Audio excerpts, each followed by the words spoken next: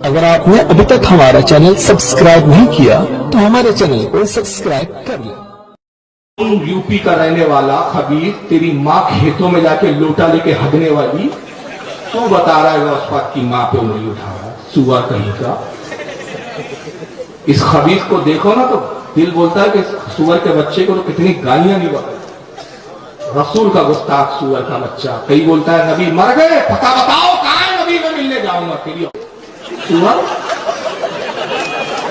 تو گالیاں بکنے کا دل بولتا ہے میرا، مجھے کوئی پرواہ نہیں ہے بھائی آپ لوگ اس کا کیا ریئیکشن لیں گے، یہ ایسے خبیثوں کے لیے میرے پاس گالیاں ہی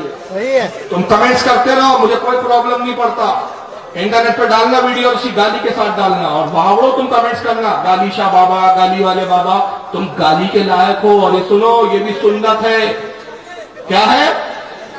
سنت ہے۔ رسول اللہ کا ایک گستاخ تھا ولید ابن مغیرہ، اور جب اس نے حضور کو کہہ دیا مجنون ہے، جاؤ کھولو سورہ قلم آیت نمبر 14 دیکھ لو، 10 سے 14 آیتیں آئی اس کے بارے میں، یہ 10 ہے اللہ نے گنائے، اور 10 آیت گنایا، اتلم بذالک ذنیم، یہ حرامی ہے، اس کی اصل میں خطا ہے، قرآن حرامی بول رہا ہے۔ حضرت ابوبکر صدیق بیٹھے ہوئے، صحیح بخاری کی حدیث ہے، مشرکین نے صلح کے لیے ایک شخص کو بھیجا رہا کہ مجھے اس کا نام یاد نہیں، بخاری میں موجود ہے، کتاب الجہاد کے اندر یہ حدیث آئی ہے، صحیح بخاری کے اندر۔ کون سی کتاب میں؟ ہاں سن لو، بریلوی کیوں گالی وقت اب وہ بھی سن لو،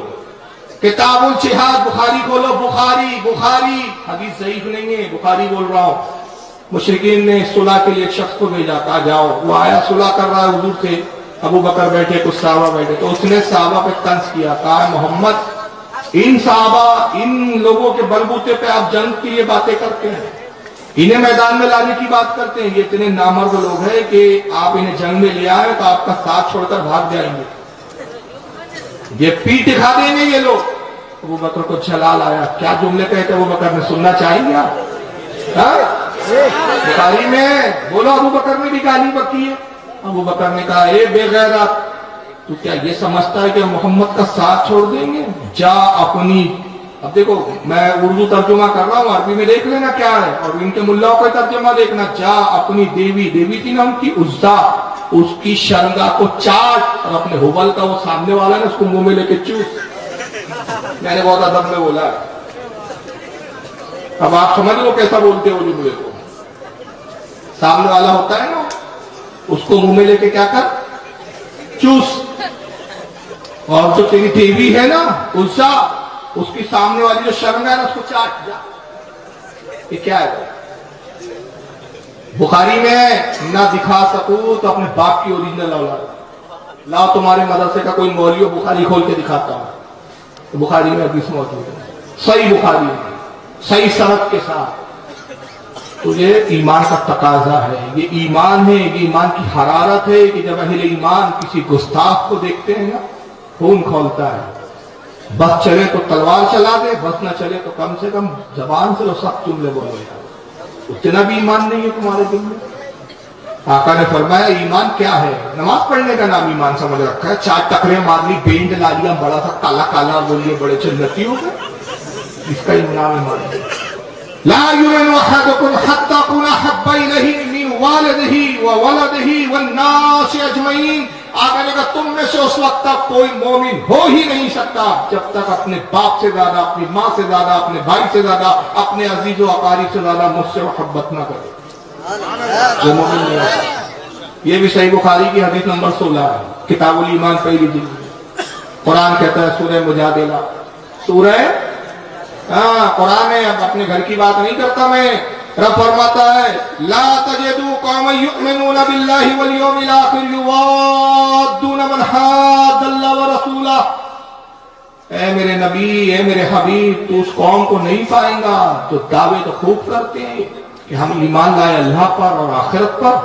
اور دوستیاں کرتے اللہ رسول کے گستاخوں سے، وہ مومن نہیں ہوں گے۔ آپ بولے نا سب ٹھیک، آپ بولے طارق جمیل صاحب بول رہے ہیں سب ایک ہو جاؤ، آپ ہوتے رہے ایک، اللہ فرما رہا تم ایک ہونے سے تمہارے کچھ نہیں ہوتا، اے میرے نبی وہ قوم کو تو نہیں پائے گا، دعوے کرتے ہیں اللہ کے اوپر ایمان لانے کے، دعوے کرتے آخرت پر، اور حال کیا ہے، من حاد اللہ و رسولہ، اللہ رسول کے دشمن اور گستاخوں سے دوستیاں کرتے ہیں۔ وَلَوْ كَانُوا آبَاءَهُمْ أَوْ أَبْنَاءَهُمْ أَوْ إِخْوَانَهُمْ أَوْ عَشِيرَتَهُمْ، اگرچہ وہ گستاخ ان کے اپنے باپ کیوں نہ ہو، ان کے اپنے بھائی کیوں نہ ہو، ان کے اپنے عزیز و اقارب کیوں نہ ہو، اگر وہ اپنے گستاخ باپ سے دوستی کرے، اپنے گستاخ بھائیوں سے دوستی کرے، اگر اپنے گستاخ عزیز و اقارب سے تعلق قائم رکھے، اللہ فرماتا ہے وہ مومن نہیں ہو، وہ مومن ہو ہی نہیں سکتے۔ مومن وہ ہوتے ہیں کہ اگر ادنا سی بھی گستاخی اگر اپنے باپ میں دیکھے باپ کو چھوڑے، بیٹوں کو میں دیکھے بیٹوں کو چھوڑے، باپ بھائیوں کو دیکھے بھائی کو چھوڑے۔ اور جب اس منزل پر آ جاتے ہو تم، جب یہ ایمان اس کا مستحکم ہو جائے کہ گستاخ باپ ہے تو پرواہ نہیں، گستاخ بیٹا ہے تو پرواہ نہیں، گستاخ بھائی ہے تو پرواہ نہیں، تو تب معاملہ کیا ہوتا ہے؟ تب پھر ارشاد فرماتا ہے اولئک کتب فی قلوبہم الایمان وایدہم بروح منہ، یہ وہ لوگ ہیں جن کے دلوں پر ہم نے ایمان کو نقش کر دیا اور مقدس روح سے ان کی مدد کیا۔ رضی اللہ عنہم ورضوا عنہ ویدخلہم جنات تجری من تحتها الانہار خالدین فیہا، اور یہی وہ لوگ ہیں کہ جب یہ مریں گے ہم ان کو جنت کے باغوں میں لے آئیں گے، وہ جنت کے باغ جس کے نیچے جس میں دودھ کی اور شہد کی نہریں روا دوا۔ رضی اللہ عنہم ورضوا عنہ، یہ وہ لوگ ہیں جو اللہ ان سے راضی اور یہ اللہ سے راضی۔ قرآن یہ کہتا ہے اولئک حزب اللہ، یہ ہے اللہ